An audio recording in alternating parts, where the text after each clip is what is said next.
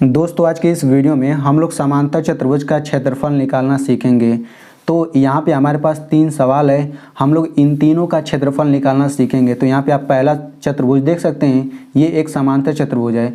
तो हम लोग इसका क्षेत्रफल निकालना सीखेंगे और इसका भी क्षेत्रफल निकालना सीखेंगे, इसका भी। तो आप देख सकते हैं कि ये तीनों ही चतुर्भुज थोड़ा अलग दिख रहे हैं, मतलब तीनों एक दूसरे से थोड़े डिफरेंट हैं।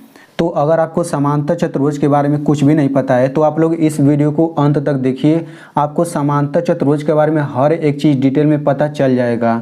और अगर आप वीडियो को लास्ट तक नहीं देखना चाहते हैं तो आप अभी इसी वक्त इस वीडियो को छोड़ दीजिए, क्योंकि आप अगर समांतर चतुर्भुज के बारे में थोड़ा बहुत जानेंगे तो उससे आपका कोई फ़ायदा नहीं होने वाला। तो दोस्तों वीडियो शुरू करने से पहले मैं आपको एक बात बताना चाहता हूँ कि मेरे एक दोस्त हैं और वो भी गणित को बिल्कुल सिंपल भाषा में समझाते हैं और हर एक दिन नए नए टॉपिक पर वीडियो बनाते रहते हैं। तो उनके चैनल का लिंक मैं वीडियो के डिस्क्रिप्शन में दे दूंगा, आप लोग वहां से उनके चैनल को ज़रूर देखिएगा, काफ़ी कुछ सीखने को मिलेगा। तो चलिए वीडियो शुरू करते हैं। तो देखिए, समांतर चतुर्भुज का क्षेत्रफल निकालने से पहले हमें कुछ पहले से ही पता होना चाहिए, यानी कि समांतर चतुर्भुज होता क्या है और समांतर चतुर्भुज को कैसे पहचानेंगे और इसके क्षेत्रफल का सूत्र क्या होता है। तो चलिए सबसे पहले हम ये जान लेते हैं कि समांतर चतुर्भुज क्या होता है, इसका परिभाषा हम लोग जान लेते हैं। तो देखिए, समांतर चतुर्भुज को अंग्रेजी में पैरेललोग्राम कहते हैं। इसका परिभाषा क्या होता है, तो इसका परिभाषा होता है 4 भुजाओं से घिरी हुई ऐसी बंद आकृति जिसमें आमने सामने की भुजाएं समांतर हो, समांतर चतुर्भुज कहलाता है। देखिए, समांतर चतुर्भुज में समांतर शब्द लगा हुआ है, यानी कि बस आपको एक समांतर शब्द याद रखना है कि आमने सामने की भुजाएं समांतर होती हैं। तो इस परिभाषा को और अच्छे से समझने के लिए हम ये जान लेते हैं कि समांतर का मतलब होता क्या है, यानी कि 2 रेखाओं को हम लोग समांतर कब कहेंगे। ठीक है, तो देखिए यहाँ पे एक पहली रेखा है, ये दूसरी रेखा है, तो ये दोनों रेखाएं समांतर हैं। देखिए, अगर हम लोग इन दोनों रेखाओं के बीच की दूरी नापें और हर एक जगह एक ही समान है तो हम इनको कहेंगे कि ये दोनों रेखाएं समांतर हैं। जैसे अगर हम लोग इन दोनों रेखाओं के बीच में यहाँ पे दूरी नापें तो यहाँ पे दूरी नापने पर कितना आ रहा है, यहाँ पे मैं रेखा खींच दे रहा हूँ, यहाँ पे इनके बीच की दूरी देख सकते हैं 3 सेंटीमीटर है। अगर हम यहाँ पर भी नापें तो यहाँ पर भी इनके बीच की दूरी कितना है, 3 ही सेंटीमीटर है। यहाँ पर भी नापें तब भी 3 ही सेंटीमीटर है। अगर हम इनको बहुत आगे बढ़ा दें तब भी 3 ही सेंटीमीटर इनके बीच की दूरी होगा। ठीक है, तो जब 2 रेखाओं के बीच हम कहीं पर भी दूरी नापें, उनके बीच की दूरी, तो हर एक जगह अगर समान आता है तो वे दोनों रेखाएं समांतर कहलाती हैं। यानी कि इनके बीच की दूरी देखिए 3 सेंटीमीटर है, यहाँ पर भी आ रहा था 3 सेंटीमीटर है, यहाँ पर भी, तो ये दोनों रेखाएं, ये रेखा एक दूसरे के समांतर कहलाती हैं। ठीक है, तो अगर 2 रेखाएं एक दूसरे के समांतर हैं तो अगर हम दूरी नापेंगे ना तो ये 90 अंश का कोण बनेगा, क्योंकि हम दूरी ऐसे एकदम सीधे में नापना होगा ना। अगर हम ऐसे तिरछे नापेंगे तो ये दूरी मान्य नहीं होगा। हमेशा 2 रेखाओं के बीच एकदम सीधी रेखा में दूरी नापा जाता है। ठीक है, तो यहाँ पे अगर हम दूरी नापेंगे तो ये 90 अंश का कोण बनेगा, ये भी 90 अंश का कोण बनेगा, वैसे यहाँ पर भी। ठीक है, यानी कि 2 रेखाओं के बीच अगर हम दूरी नापेंगे तो जो दूरी वाली रेखा होगी वो 90 अंश का कोण बनेगा यहाँ पे। तो आई होप आपको समझ आ गया होगा। चलिए अब हम लोग परिभाषा समझते हैं।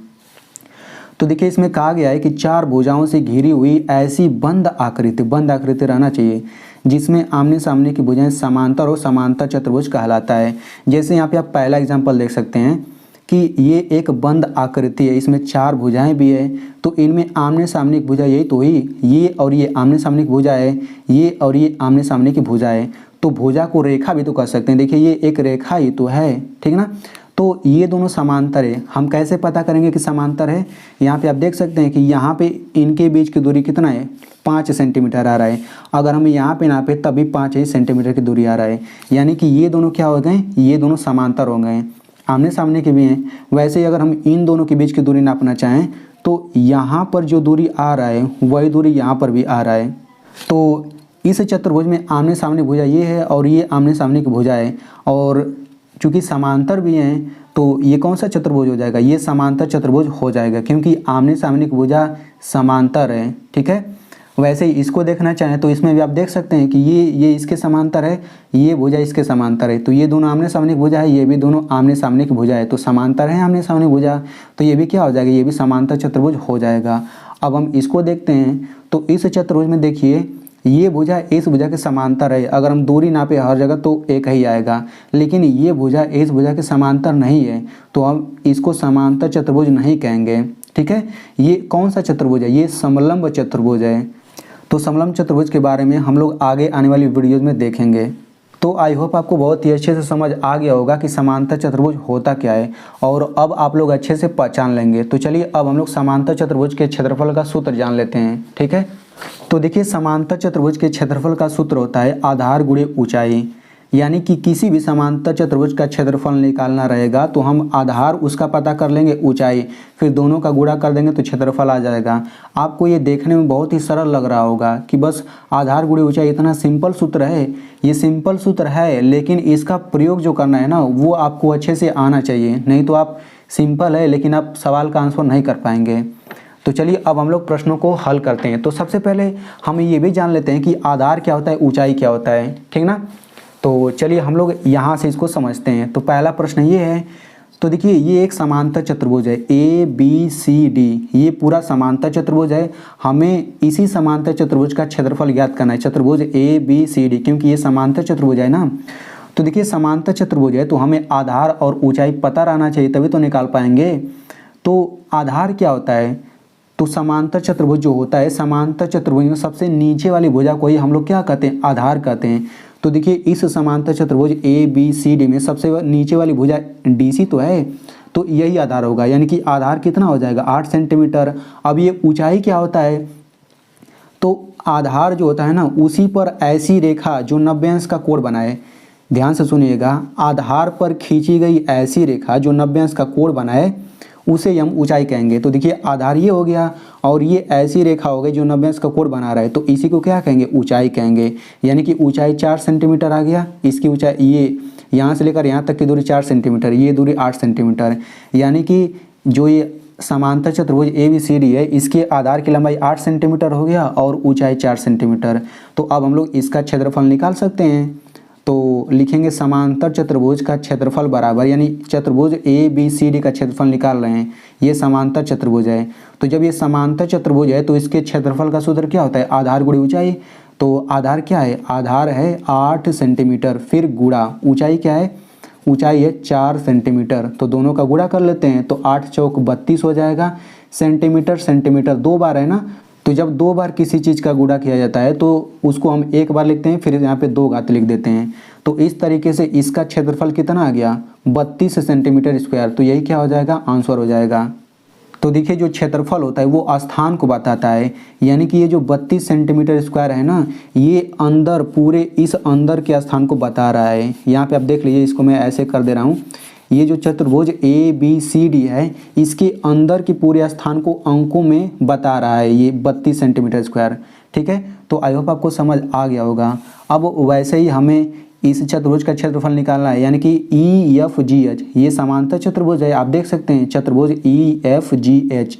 तो हमें इसी का क्षेत्रफल निकालना है, यानी कि हमें कितने स्थान को बताना है अंकों में, हमें इस स्थान को अंकों में बताना है। यहाँ पे आप देख सकते हैं हमें केवल इतने स्थान को अंकों में बताना है। तो ये एक समांतर चतुर्भुज है ना, तो हम इसमें समांतर चतुर्भुज वाला सूत्र लगाएंगे क्षेत्रफल निकालने के लिए। तो क्या होता है, आधार गुणे ऊंचाई होता है। तो देखिए इसमें आधार तो 5 मीटर है, लेकिन ऊंचाई हम लोग क्या लेंगे, चूँकि इसी आधार पर एक ऐसी रेखा रहना चाहिए जो 90 अंश का कोण बनाए। तो आधार तो इतना हो गया, लेकिन इस पर कोई 90 अंश का कोण बनाने वाली रेखा है ही नहीं। तो इसमें हम लोग थोड़ा सा दिमाग लगाते हैं। देखिए हमें केवल EFGH का क्षेत्रफल निकालना है, लेकिन ये जो है ना ये आपको एक्स्ट्रा में दिया है, ये बस कल्पना किया गया है कि अगर HG को आगे बढ़ा दें और F से एक ऐसी रेखा खींचें, ऐसे ही आगे बढ़ा करके जो 90 अंश का कोण यहाँ पे बनाए, तो 3 मीटर ये लंबाई दिया, ये 3 मीटर लंबा दिया गया है, ठीक ना। तो हमें इसका क्षेत्रफल निकालना है, तो क्या करेंगे, तो सिंपल क्या करेंगे हम लोग, यहाँ पे ये दोनों समांतर है ना तो इनके बीच की दूरी नाप लेते हैं। तो अगर हम ऐसे दूरी नापेंगे तो ये बताइए 90 अंश का कोण बनेगा कि नहीं, ये 90 अंश का कोण बनेगा। क्यों बनेगा, क्योंकि दो समांतर रेखाओं के बीच की दूरी नापते हैं तो 90 अंश का कोण बनता है, यहाँ पर भी 90 अंश का कोण बनेगा, ठीक है। तो देखिए जब ये 3 मीटर है तो ये भी तो 3 मीटर होगा, ये भी तो 3 मीटर होगा, क्योंकि ये आगे बढ़ा दें तो समांतर रेखा के बीच की दूरी ये भी हो गया, ये भी हो गया। तो जब ये 3 मीटर है तो ये भी 3 मीटर होगा कि नहीं। तो इस तरीके से इस समांतर चतुर्भुज का आधार 5 मीटर हो गया, ऊंचाई 3 मीटर। तो अब हम इसका क्षेत्रफल बहुत ही आसानी से निकाल सकते हैं। तो यहाँ पे आप लिखिए कि समांतर चतुर्भुज EFGH का क्षेत्रफल बराबर आधार 5 मीटर गुणे ऊंचाई कितना हो जाएगा 3 मीटर। तो गुणा करिए 5 तियाँ 15 हो गया, मीटर मीटर का गुणा करेंगे तो मीटर स्क्वायर हो जाएगा। तो इस तरीके से इसका आंसर कितना हो गया 15 मीटर स्क्वायर। अब ये अंदर वाले स्थान को ये 15 मीटर स्क्वायर बता रहा है। ये समझिए कि इसका स्थान हमें नहीं चाहिए, हमें समांतर चतुर्भुज EFGH का क्षेत्रफल चाहिए, जो कि निकल गया। अब बिल्कुल ऐसे ही इसका क्षेत्रफल निकालना है। तो देखिए हमें समांतर चतुर्भुज ABCD का क्षेत्रफल निकालना है, ठीक है, यानी कि इसके अंदर के स्थान को हमें अंकों में बताना है। तो देखिए ये भी एक समांतर चतुर्भुज है, लेकिन मैंने कहा कि सबसे नीचे वाली भुजा को आधार कहते हैं। तो देखिए अगर हम लोग इसी आकृति को जो है ऐसे अगर हम लोग घुमा दें तो आधार ऊपर चला जाएगा और लंब ऐसे हो जाएगा। तो यहाँ पर बिल्कुल वही किया गया है, यहाँ पे चित्र था ना तो ऐसे घुमा दिया गया है। तो चलिए हम लोग भी इसको घुमा देते हैं। तो देखिए रियल में ये समांतर चतुर्भुज हो गया। इसमें आधार कितना हो जाएगा 6 मीटर, ऊंचाई कितना हो जाएगा 7 मीटर। तो इस तरह से आधार और ऊंचाई पता चल गया। तो इसका क्षेत्रफल कितना हो जाएगा, क्षेत्रफल बराबर हो जाएगा आधार 6 मीटर गुणे ऊंचाई हो जाएगा 7 मीटर। तो गुणा करिए तो 6 सत्ते 42 और ये मीटर स्क्वायर। तो इस तरीके से इसका आंसर इतना आ गया। तो आई होप आपको बहुत ही अच्छे से समझ आ गया होगा। अब मैं आपसे सवाल पूछता हूँ, तो आप लोग यहाँ पे देख सकते हैं इस समांतर चतुर्भुज का आपको क्षेत्रफल बताना है। चतुर्भुज ABCD का, इसमें DC की लंबाई 9 मीटर है और यहाँ पे इसकी लंबाई मैं यहाँ पे आपको बता देता हूँ, ये है 4 मीटर, ठीक है। यहाँ से लेकर यहाँ तक की लंबाई कितना है 4 मीटर। तो आपको समांतर चतुर्भुज ABCD का क्षेत्रफल बताना है। और मैं आपसे एक रिक्वेस्ट करना चाहता हूँ कि देखिए अगर आपको ये अच्छे से समझ आ गया है तो आपके दोस्तों को भी समझ आ जाएगा। तो आपको ये वीडियो अपने दोस्तों के साथ ज़रूर शेयर करना है।